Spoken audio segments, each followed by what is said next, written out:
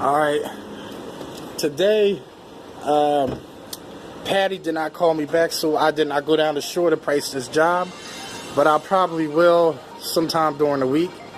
But I just had an emergency call. He's opening up tomorrow. He had all the windows covered with this stuff, and there's a lot of tape on here. So what would y'all charge for a storefront like this? Construction cleanup, post-construction cleanup of paint, tape, and debris on the window. What would you charge? Leave a comment below and let me know what you would charge.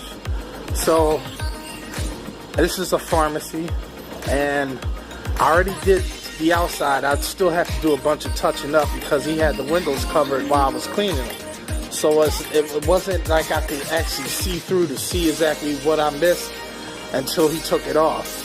But we're going to go start the insides, and I'm going to just show you a little bit about what I'm doing and what's involved when you're scanning for work or you get called out for a job like this. Now this guy, he's a special case. He cleans whenever he feels like it. But with people like that, you kind of want to be on call. Yeah, so with people like that, you gotta kind of be on call, so to speak, and people will remember that. Now this was a last minute thing, so he gets a last minute pricing. You rest assured of that. I didn't cut him any breaks, but he doesn't care, and he's not concerned about that. But I let him know it's because it's the first cleaning. After we get under the control, then we can talk numbers. Alright, so I have yet to work up a price on there because he cleans whenever he feels like it. So based on what he says, depends on what I'm going to say. You get me? Alright, so let's get to work.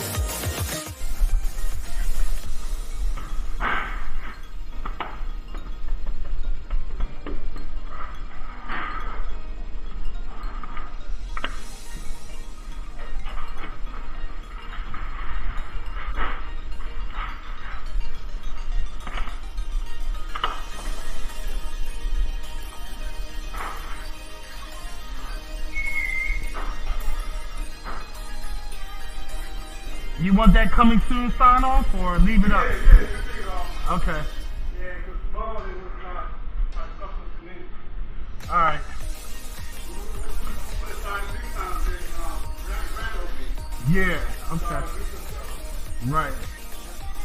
Alright.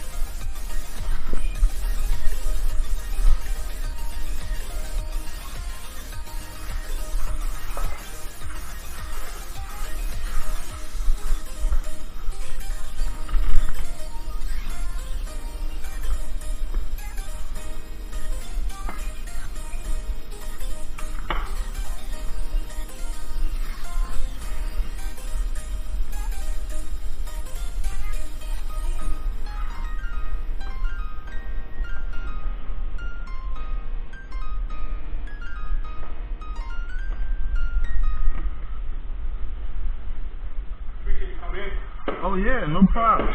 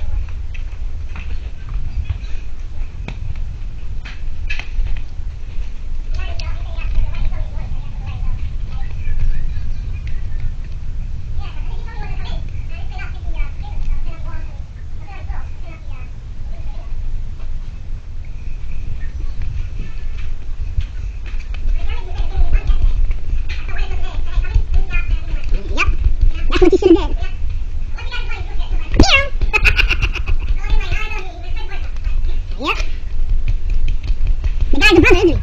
Oh, that explains it. Yeah, but it's hard to when you give somebody a little bit of a business, you hope that they do their part of the deal, because that's what we discussed. You know, anything else is irrelevant. Oh yeah, no problem. I'm waiting, but I have to wait. That's my thing. my business comes first. I'm sorry. I can watch the wedding on the video.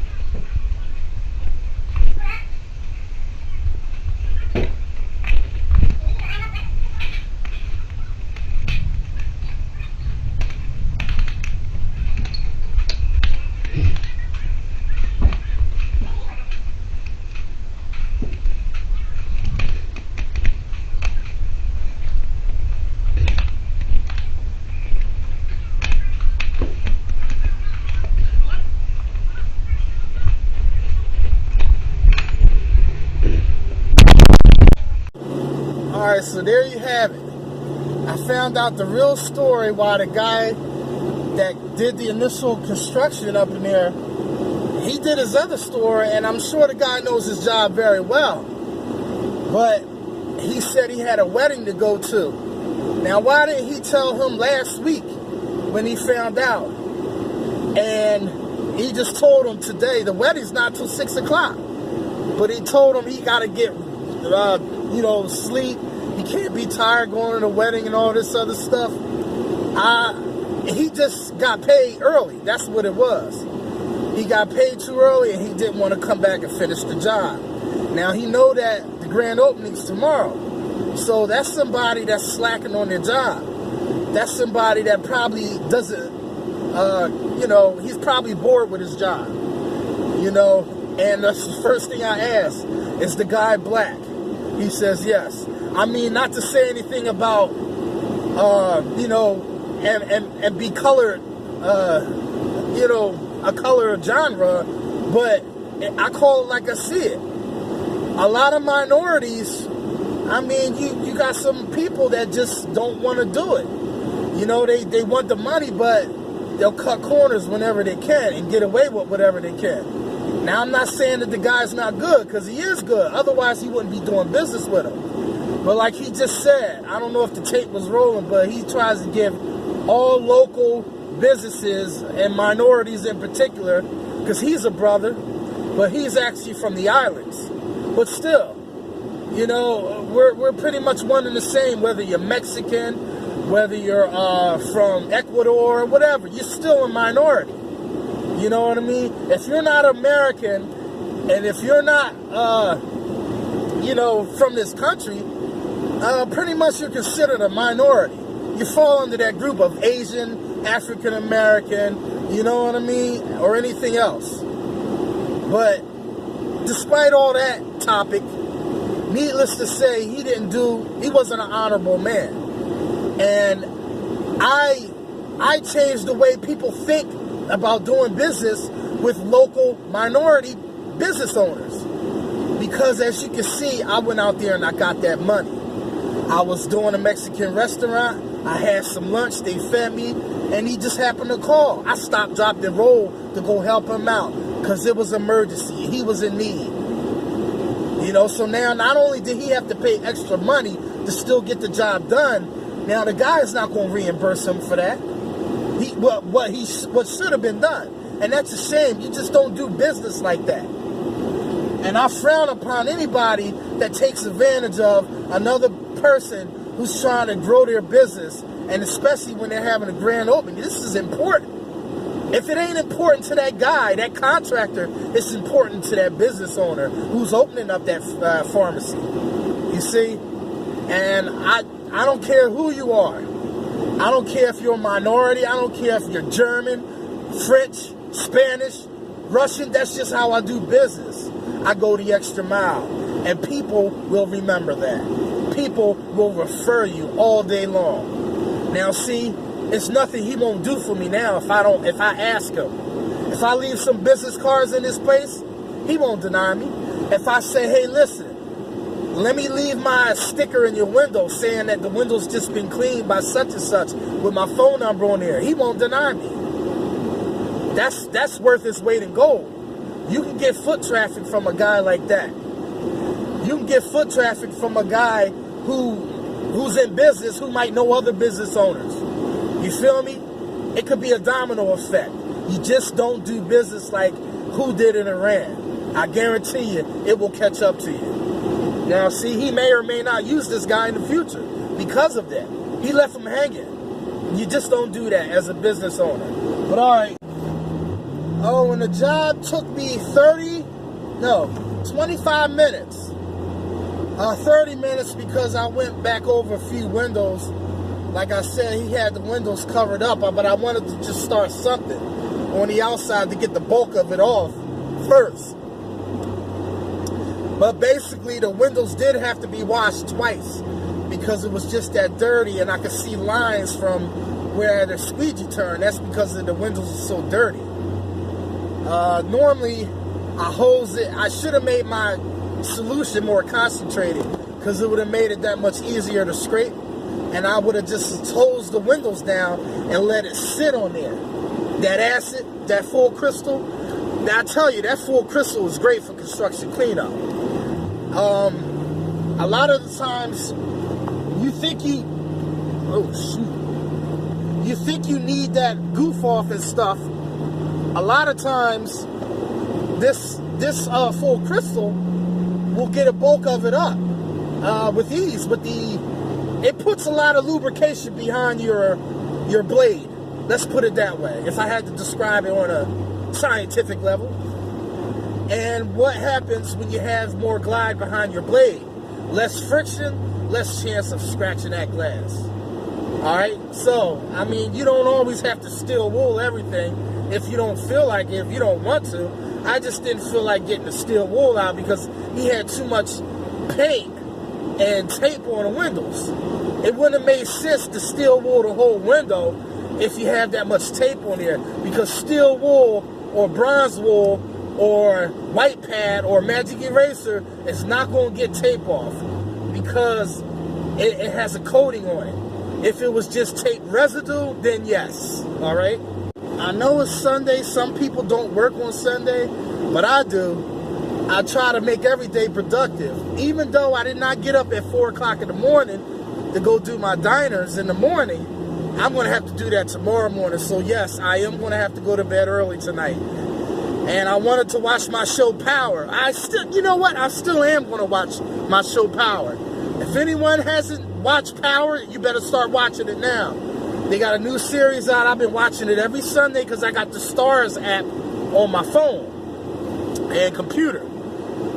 So I made $40 a day with 1 hour's worth of work. 25 minutes on that construction cleanup job, 10 minutes on the Mexican restaurant, and I ate for free all the nachos and salsa that I can eat, and that Mexican, tortada cubano sandwich. It's a Mexican sandwich. I know Louis probably knows about the tortada cubano. It has egg, it has ham, it has Mexican sausage.